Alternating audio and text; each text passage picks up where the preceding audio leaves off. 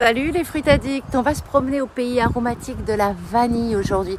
Mais au fait, la vanille, c'est une épice ou c'est un fruit? Allez, on a les réponses tout de suite avec Vincent.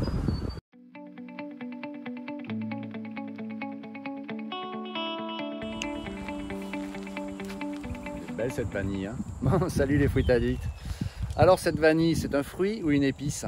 Qu'est-ce que t'en penses? Moi je dirais que c'est les deux.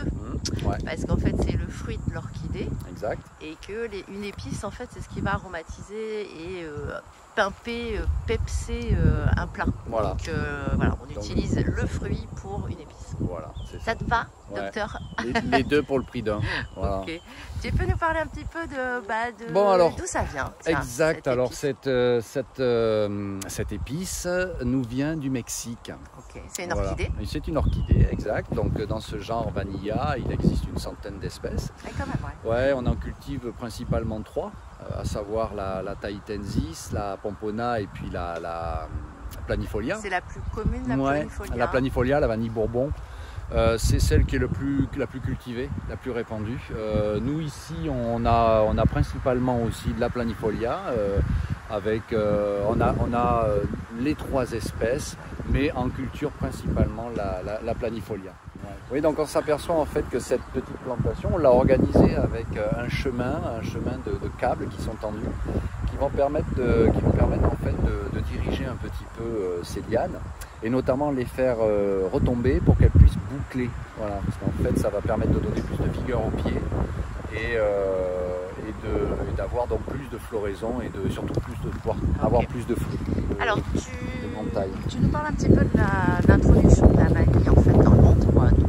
Donc on sait que ça vient du Mexique, ouais, ça a été introduit en Europe dans le 15e, 16e siècle par les colons espagnols, c'est ouais, ça? Ouais, c'est ça, je pense que voilà, c'est une culture donc, qui était pratiquée par les Aztèques, et puis ensuite là, les conquistadors, ils ont tout piqué là-bas, ils ont piqué l'or, ils ont piqué tout ce qui était sympa, ils sont barrés avec de la vanille, ils ont ramené ça en Europe. Le problème c'est qu'en fait, ce qu'ils n'avaient pas pigé, c'est qu'il y avait une petite abeille qui se chargeait de faire le job, c'est-à-dire de polliniser les fleurs. Et donc pendant très longtemps en fait, il y avait des pieds de vanille en Europe, un peu à droite à gauche, mais il n'y avait pas de fructification. Voilà. Alors, je vais vous montrer la technique du mariage de la vanille qui a été découverte par un esclave en fait à la Réunion qui avait 12 ans, Edmond Albius. Et jusqu'à présent, c'est toujours cette technique qu'on utilise puisque, comme vous expliquez Vincent, on n'a pas cet insecte qui est nécessaire pour polliniser. Cette petite abeille, elle n'est pas venue jusqu'en Nouvelle-Calédonie. Non, ni sur les pays, les gros producteurs en fait de vanille. Donc idéalement, on marie toujours le plus tôt possible dans la matinée. Et ce qui est bien, c'est quand c'est pas humide. Hein. Il vaut mieux marier quand il fait sec en fait. Vrai. Alors, je vous explique un petit peu. Donc, vous voyez la fleur là. Je vais faire un gros plan. Ouais. Est-ce que tu arrives? Ouais, là c'est pas mal là. Okay. Donc, on va dégager en fait. On a du vent là aujourd'hui. Ouais, j'espère que ça va pas être trop violent le vent. Ouais. Alors, on va en fait soulever. Applique-toi. Hein. Soulever ici. Cette et petite le glisser membrane dessous sous la membrane et on appuie légèrement. Voilà. Et en fait là la vanille est mariée et on saura demain en fait voilà. Si la fleur est toujours là et qu'on commence à avoir déjà en fait l'ovule qui est plein, voilà.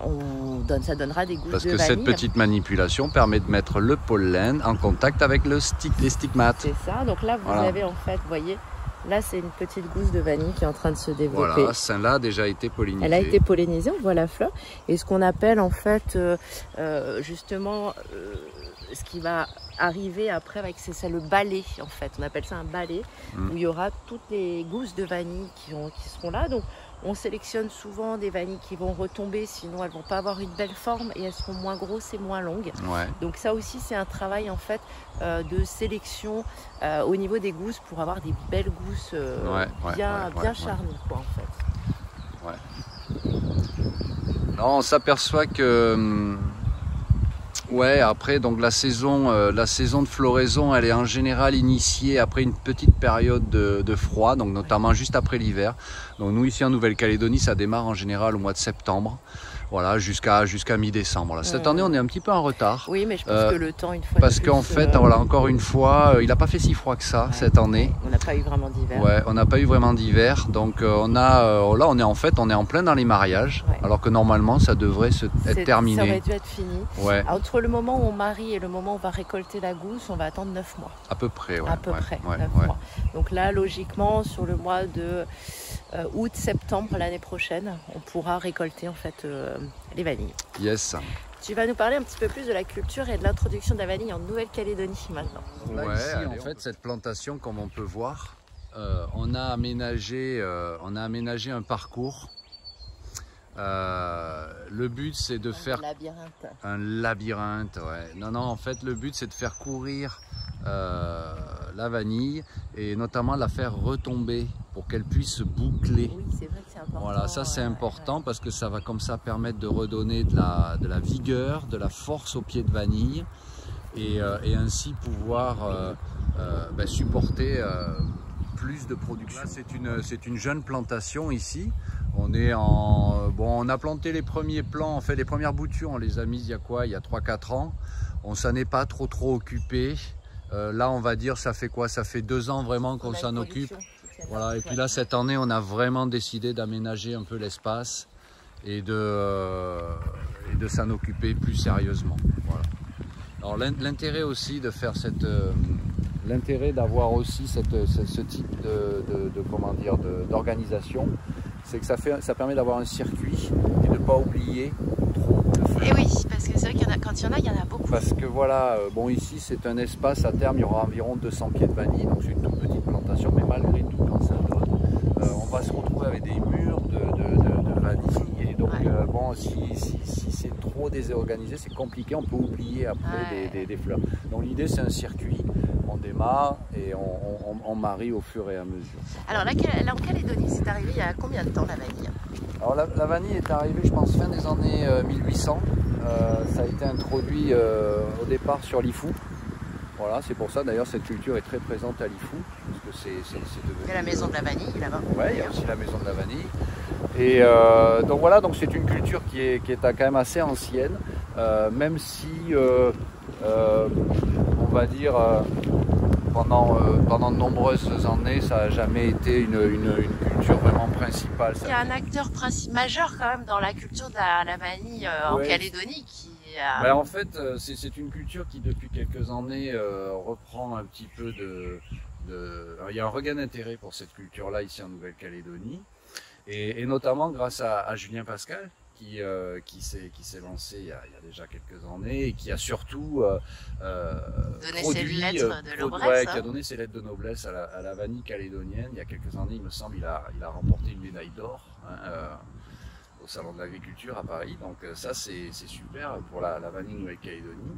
Elle a une spécificité, sa vanille, elle cristallise, elle gibre en fait. Je pense que voilà, il porte beaucoup d'attention, il y a beaucoup de techniques, de soins qui font que il en a fait, il produit des produits d'exception.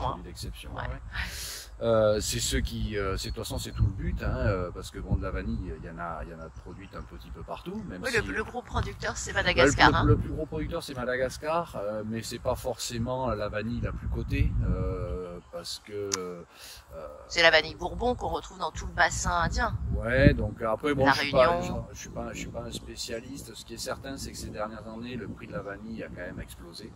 C'est la deuxième épice la plus chère. Ouais, c'est ça, c'est la deuxième épice la plus chère derrière le safran. C'est vraiment un produit de luxe, et donc c'est vrai que la Nouvelle-Calédonie, ici, ça pourrait être une culture adaptée, en sachant que chaque coin a son terroir, et je pense que la Calédonie, il peut y avoir vraiment, on peut faire la différence certainement, ici, avec une culture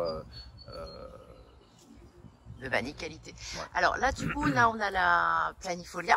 Oui. Est-ce que tu veux bien nous montrer la tahitienne? Alors ici, c'est la Fompona. Ouais, sur cette petite plantation, on a les trois espèces.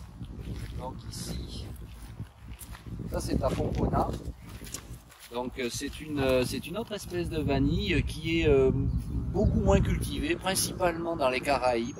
On l'appelle vanille banane. Ouais, on l'appelle vanille banane parce qu'en fait, ou vanillon aussi. Vanillon, ouais. Le fruit est quand même beaucoup plus court, beaucoup plus trapu, charnu. Voilà, donc c'est principalement cultivé, voilà, Guadeloupe, Martinique, Guyane et tout ça. Guyane, tout ça, voilà. Elle n'est pas forcément très riche en vanille. Donc, bon, selon les utilisations, ça va intéresser peut-être. Oui, d'autres formes de. Voilà. Et puis ici, on a la fameuse Tahitensis. Vanille de Tahiti. La Tahiti. Alors, donc, ça, c'est des toutes petites boutures qui sont en train de, voilà, de démarrer. Ça a été compliqué, hein, celle-ci. Ouais, ben parce qu'en fait, j'ai l'impression que c'est quand même une espèce qui nécessite beaucoup de chaleur hein, et d'humidité. C'est vrai que elles sont plus petites, les feuilles. Oui, on voit qu'elles sont plus fines.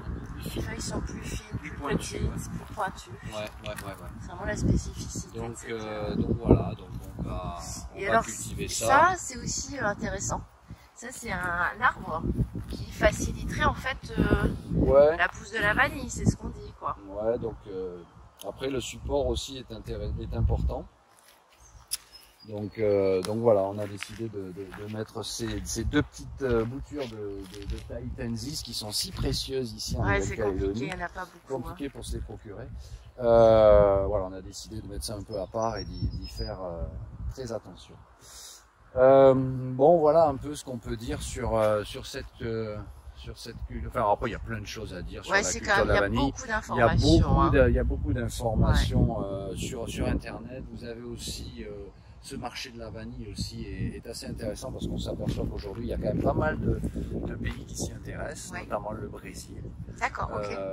Ouais, le Brésil est en train, alors c'est encore des petites productions anecdotiques pour certaines, mais qui sont intéressantes parce que ils arrivent avec des produits aussi de qualité. Je lisais là qu'ils arrivent à faire avec de la planifolia en fait. Ils arrivent à sortir des gousses qui font jusqu'à 30 cm. Ce qu'on lisait aussi, c'est que c'était très dépendant du sol. Bien sûr. Et donc ça donne des notes aromatiques spécifiques à la vanille. Comme pour plein de choses, le poivre par exemple c'est pareil, hein, le terroir joue beaucoup sur la qualité du produit final. Il y a certes une technicité, un savoir-faire de la transformation, de la préparation, mais il y a aussi ce terroir qui compte beaucoup. Voilà. Et moi je suis convaincu qu'en Nouvelle-Calédonie, ici avec cette spécificité qu'on a au niveau des sols, je pense qu'on peut sortir, enfin c'est pas que je pense, je suis persuadé, et Julien Pascal l'a prouvé, lors de ses concours là au Salon de l'Agriculture à Paris, il est passé devant les Réunionnais, les Tahitiens, un peu de chauvinisme quand même. donc c'est super quoi, voilà, c'est super et moi je sais que voilà, j'encourage aussi oui, parce qu'il n'y a pas besoin d'un espace démesuré pour pouvoir faire une plantation, il faut du semi-ombrage et ça pousse quand même assez tout seul quoi. Enfin tout seul c'est toujours pareil, il y a quand même du travail, mais c'est pas voilà, c'est une culture qui peut se faire assez facilement en famille ou même voilà, et sur des espaces assez restreints. Donc c'est assez sympa, et puis c'est une culture qui est quand même assez longue parce que entre le moment où on fait ce travail là de pollinisation, donc qu'on appelle le mariage, et le moment où il va se passer où on va récolter, il y a déjà 9 mois. Il va se passer 8-9 mois. Après il y a la transformation. Ensuite il y a la transformation. C'est 3-4 mois. Voilà, on en a, voilà, donc ce sont quand même des cultures avec des roulements qui sont quand même assez longs. Pour l'avoir dans votre tube à épices, entre guillemets, il faut 1 an et demi en fait. Voilà. Mais bon, aujourd'hui, vu les cours de la vanille, je pense que c'est une culture avec un retour sur investissement assez rapide quand même. Je pense, voilà.